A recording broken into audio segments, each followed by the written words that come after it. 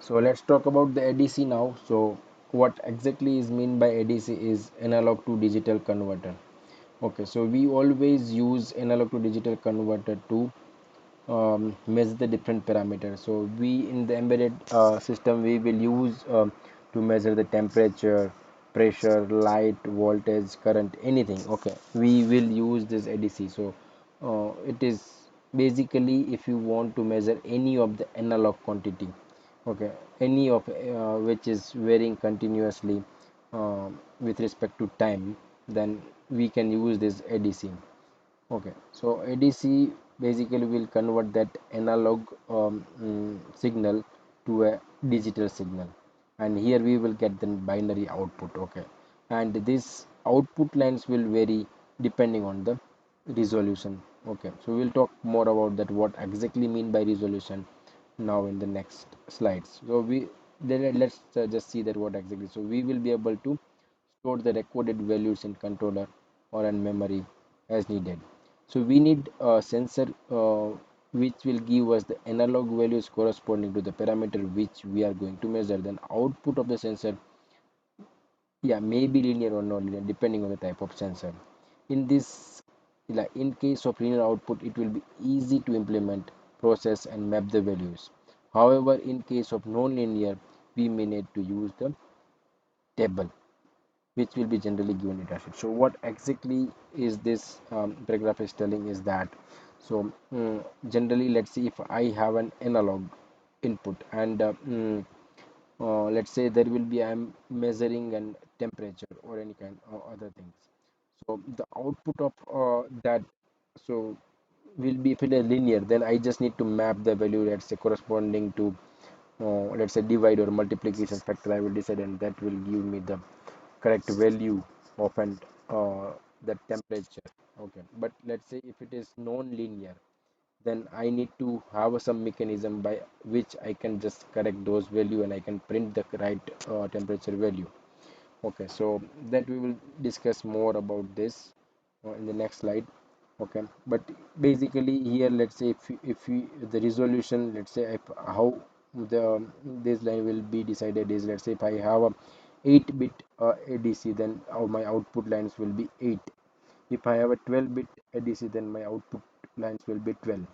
Okay, and then how many number of like possible value uh, which will be of in a digital signal, like so that will be, let's say if I have a 8 output, and then it is a 2 raised to 8 numbers I can maximum configure, right? So it will be a 256. So if I have a 10, then 2 raised to 10 is means 1024.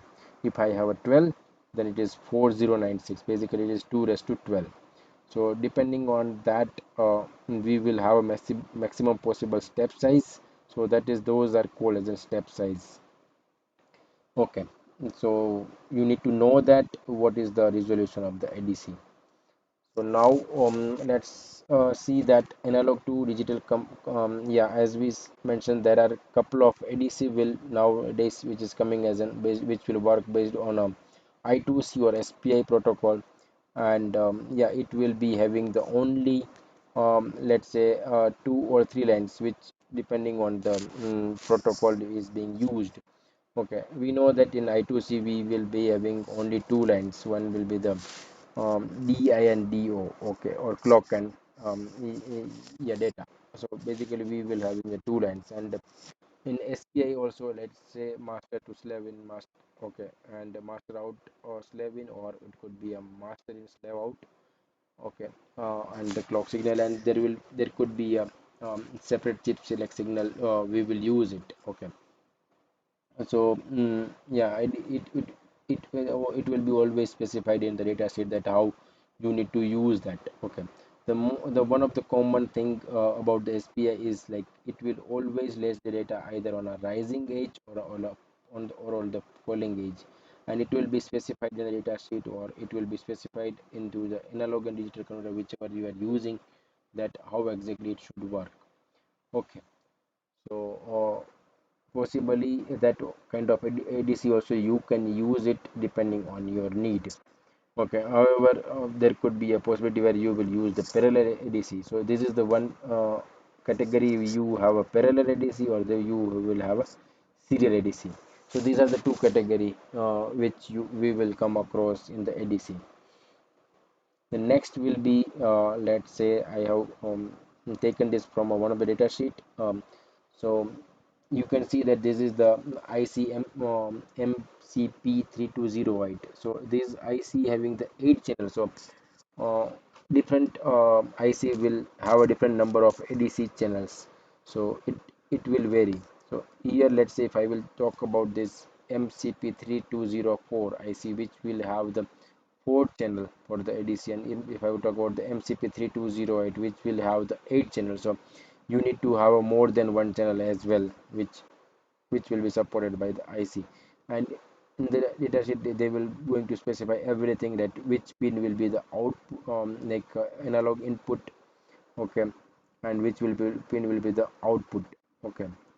So it will be specified, and yeah, it will be also specified, let's say that serial data and serial data out, okay. So and here you have a clock signal, okay.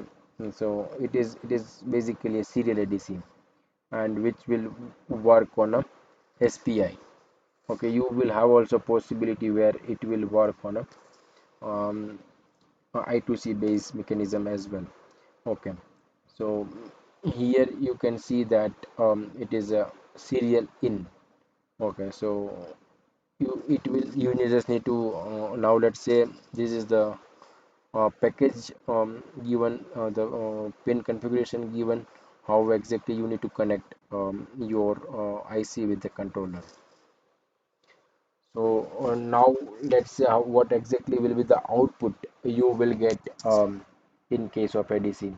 So there will be a one um, voltage called V reference voltage, which you can set it according to your need. So it will be the range of the ADC will vary based on this V reference voltage. So you can configure your voltage range from 0 to 2.5 voltage, or you can configure even for 0 to 5 voltage as well. So depending on your configuration, it will vary. So your output voltage will be, let's say if you have a 12-bit ADC, as I said, so it will be a 4096 steps, which is the maximum step size. And here you have a V in, okay, this input voltage, and you have a V reference, which is the maximum voltage which you configured in your circuit, okay. So depending on that you will get the output. So now let's consider a few example. One example where you have a 10-bit ADC, and so you can say that the maximum steps, or maximum steps will be 2 raised to 10. So it will be a 1 0 or 2 4 values, and let's say if you configure the 5 voltage and V reference voltage, so your voltage range will be 0 to 5 volt. So 0 volt will be considered as a 0 ADC count, and 5 voltage will be considered as a 1 0 2 4 ADC count. And now you need to just see that what will be your capacity to detect minimum change in a voltage. So if you want to see that how much, what is the minimum voltage your ADC can detect, that you need to do that. So you can just basically 5 voltage is equal to 5000 millivolt divided by 1024, which is the maximum steps. So if you do that, then you will get 4.9 millivolt. So if there is a change above 4.9 millivolt in your input, then you will be able to change a single ADC count, okay. So above, if you have a change above 5, around 5 millivolt, then your ADC count will vary. Otherwise, if let's say if you have only 1 millivolt or 2 millivolt change, then your ADC count probably will not vary, and it will not be able to detect those changes. So let's say you have a 12-bit ADC. So now we are increasing the resolution from a 10 to 12, and you can see that the step size is being changed from a 1K to 4K. So now you have a 4K steps, and your range will is varying from 0 to 5 volt. So you have a 0 to 4095 step size. So ultimately same calculation we need to do over here. So ultimately we have a 5 voltage as a maximum voltage. So 5000 millivolt divided by 4095 count. So we are reaching now 1.23 millivolts. So instead of detecting where we were in the last time, we were able to detect only 5 milli less than, yeah, around 5 millivolt change if we have, then only we will be able to detect it. Other than that, now we are able to detect now 1.23 millivolt, ultimately around 1.3 millivolt change if it is there also in the input voltage, we are able to detect that change. So if we have more and more, let's say, resolution, if we have a 16-bit ADC, then resolution will be more. So once resolution will be more, we will be able to detect very minimal change in the input, we will be able to detect. So that's why higher resolution if we have, that will be better, and depending on your need we can select our resolution. So this is the one more example which I have captured from a data sheet of the ADC. So you can see that if you have a serial ADC, in that case, there will be, it will be specified in the data sheet that what exactly you need to do. So let's say here you have a start of the conversion, and there are couple of other four, yeah, so here you will have a couple of other bits which you need to configure, which will be said by the in the data sheet. Let's say the single mode or differential mode and D1, D2, D3. Okay, so you need to provide that as an input, and once you send that on a input line, okay, once you configure and send that on an input line, you will see on a D output, you will see the all the values. So ultimately you will receive a, this is the 12-bit ADC, so you will receive a 12 bits in sequence, which you need to capture according to the timing which is mentioned in the data sheet. So once you will capture, so here we have a clock, so the, and here we have a chip select. So first point which we need to do is that we need to enable the chip select. So here it is, as it is mentioned, is the chip select bar. So basically once it is low, then only it will be active. So it is active low, so that's why it will be once we'll keep it low, then ultimately our everything will start. So this is the continuously active low. Then I will be having the clock. So on each clock cycle where it is specified as there is a transition from a, let's say, low to high. Okay, so it is saying that the high rising edge. So MCU latch the data of A to D converter on a rising edge of the clock. So whenever there is a rising edge from a low to high transition, then it will latch the data. So here we have a start, then we have the single opaque differential and the other three bits which we need to configure. And immediately after that, like, we will be having the bytes, like bits, which is like bit 11, 10, 9, and bit 0 till bit 0, and we will latch this all the data on a rising edge. Okay, and now we will get the data, and we will utilize that data to let's say decide the ADC count.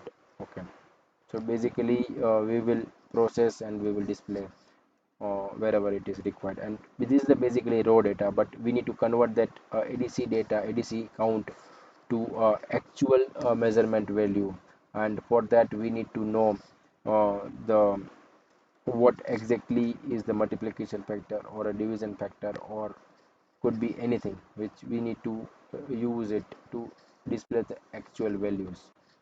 So here we have a small comparison of a different method which is being used for inside the ADC, um, which is available in a different, yeah, it is available in market. So we have a different mechanism which is being used.